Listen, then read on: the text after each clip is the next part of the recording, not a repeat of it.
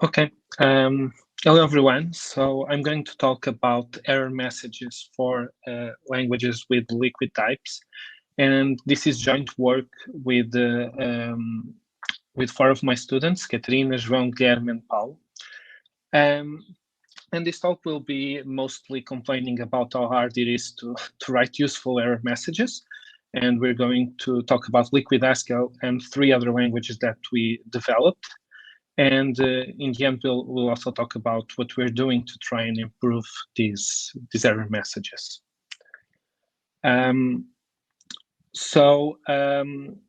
Liquid types can have refinements in a given language that can be usually discharged to an SMT solver. And this can be dependent as well. So you could have a large context of variables that are used in this verification. So I'm going to start with some LiquidHaskell examples.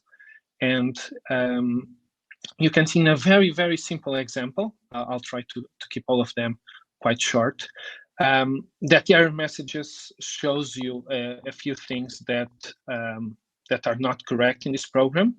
And this might be seen trivial to everyone in the audience, but we actually conducted some usability studies with people who are not familiar with liquid types in LiquidJava, and they found that liquid types were very useful, but the messages were not that helpful. So this is the core of this talk. And in order to understand this little small example, what we're trying to do is to show that v equals 2 always implies that that same value mod 2 equals 1. So that's what the SMT solver does. And you can see already that in one place it's called V and the other is double V. While this is a LiquidHaskell specificity, this is actually common in other languages, as we'll see. So you would have to understand that these are the same things. And taking a larger example, but still quite small. So here we are trying to get the index of a list by getting its tail and accessing an index -1. And you see that the error is not that straightforward to understand. So in order to really understand this error, we need to do a couple of things. First of all, we need to look at the context. So all the variables in the context may have information that is relevant to understand while this does not imply necessarily this. So when you look at error messages, we have to go through all of the context and select what is relevant or not. Second thing you have to do is try to get the core of this information. So if you take this example, the length of this vector is greater than 0 and it's greater or equal than 0. In this very, very small example, you already see quite some redundancy. And this only increases as you get into real world projects with much more parameters and information going on. And then even when you do all of this, you need to understand why this does not imply this here. So you're actually doing what the SMT solver it's supposed to do for you, right? So it tells you the error, but in order to understand the error, you have to understand all this translation process and also what the SMT solver is doing. So this is the basic challenge of writing error messages and for them to be useful for developers in order to understand why their program is not correct to the specification. Here is another example where you have a specification that talks about x plus y. The implementation talks about x plus y, but then the error talks about x plus y not matching x plus z. So again, while this is a very synthetic error, this actually happens a lot in larger programs because actually the arguments are x, y, z, and then it's x, this should be y, and this should be z. That's why they match, and you can check here that z is greater than 0. So there are a lot of rewrites when doing the liquid type checking. So we will first of all convert to NF, and then in each function call there are some renaming happening in the types. So that means that when you get error messages, it might not relate to the place where you introduce the error, the specification directly, or it can even not match any of them. And this is another challenge in trying to read error messages and understand where the error comes from, like whatever we did wrong. Yeah, so the first of the language that I'm going to talk about is Aeon. So this is a language used for synthesis where you write the liquid type, but you can also include, similar to full dependent types, you can include anything in the language here, not just the things that can be sent to SMT solvers. And then the red part, the liquid type is used for SMT-based program synthesis, and the green part is used as a fitness function in genetic programming.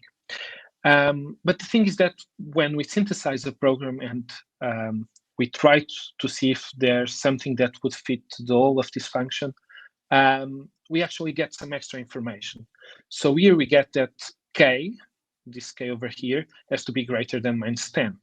And the reason for that is that if we pass k to minimize goal, that means that it has to fit this liquid type of the parameter, right? And even if fib of m, which is the argument here, which corresponds to k here, also has some requirement, we can also flatten it down to the type that we are going to synthesize. So the idea is to get as much information that we can pass to the SMT solver to synthesize this whole, right? So this is another indirection layer where the actual liquid type that we're using comes from flattening down some information that we have in the program, and this can be can have various levels of recursion in this process. So this was another challenge in providing errors, why there might be something that doesn't fit this specific type on the bottom that is never written by the programmer directly.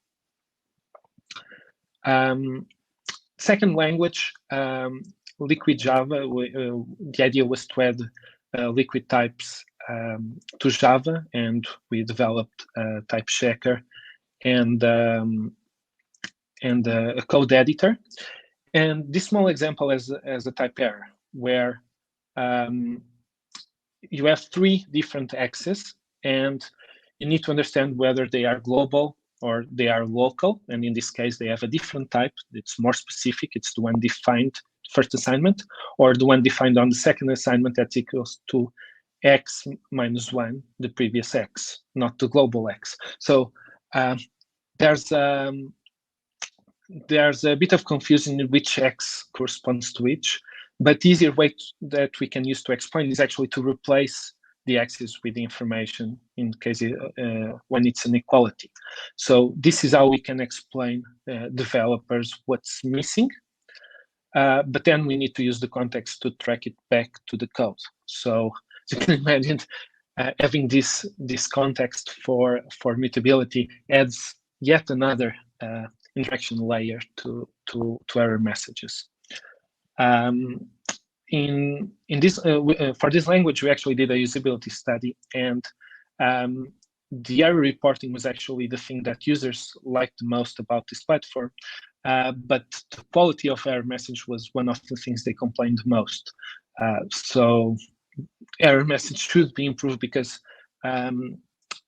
developers see value in having them and having these kind of systems.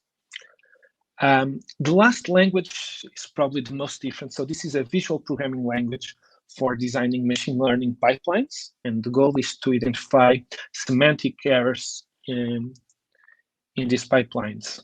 And here, when you try to connect these 2 boxes, it gives an error because the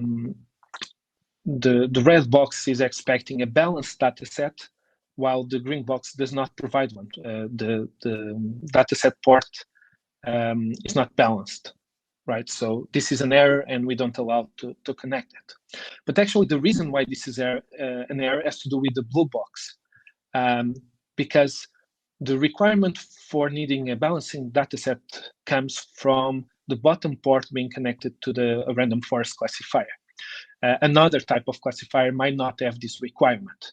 So we need to go back several connections, and this could be even further apart from this red box.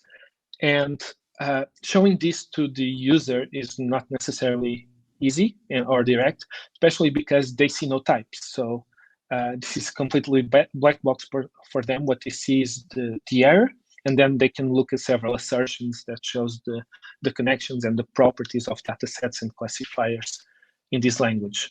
So here we believe the challenge has more interaction layers because of this connection and not having a textual representation of the language available to the user. A few ideas we're exploring. So the first one is to filter the context for variables that are actually used in the failing assertions. We can replace useless variables in the assertions to make it easier to reduce backtracking. We also simplify redundant assertions, so it's easier to grasp what's going on. And we try to provide the minimal evidence of a failing assertion, right? But then we know what's going wrong, but we need to connect it to the source code. So then the idea is to iteratively expand the context and show where the failing expressions come from, or the parts that they come from.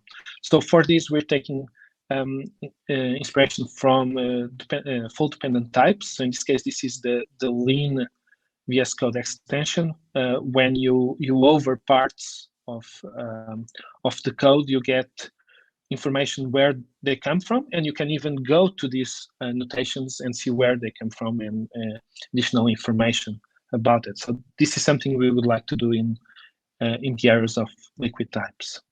Another example is the work by Tesla Zhang about having a tracer of the type checking, where you can inspect several steps that are being done by the type checkers to understand if everything went correctly or where it did fail. So this for each wrong assertion in the liquid type system.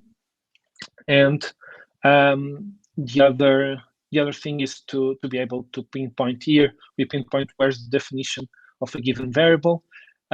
We want to do this, but for parts of an assertion where you can see where they come from which types or which arguments or what things in the context they came from.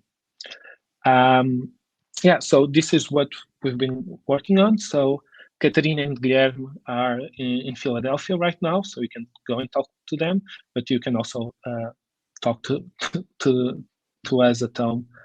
And thank you very much.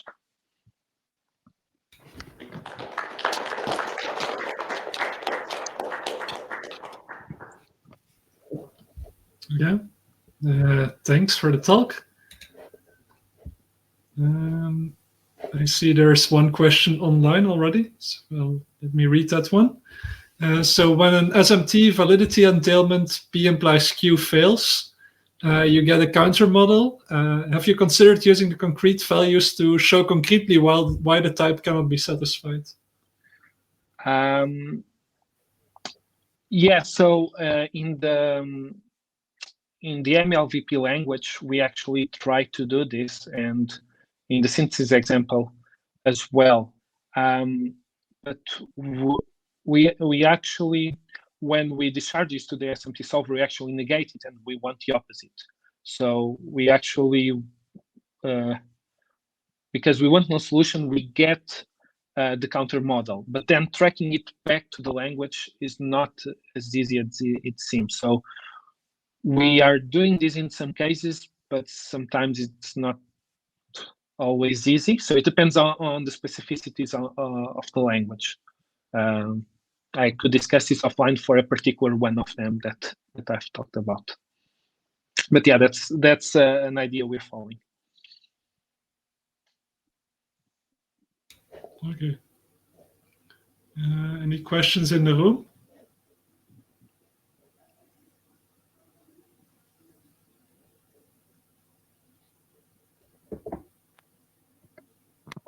No questions here right now. No questions. Okay. Well then, yeah. Me thank you again for the talk and.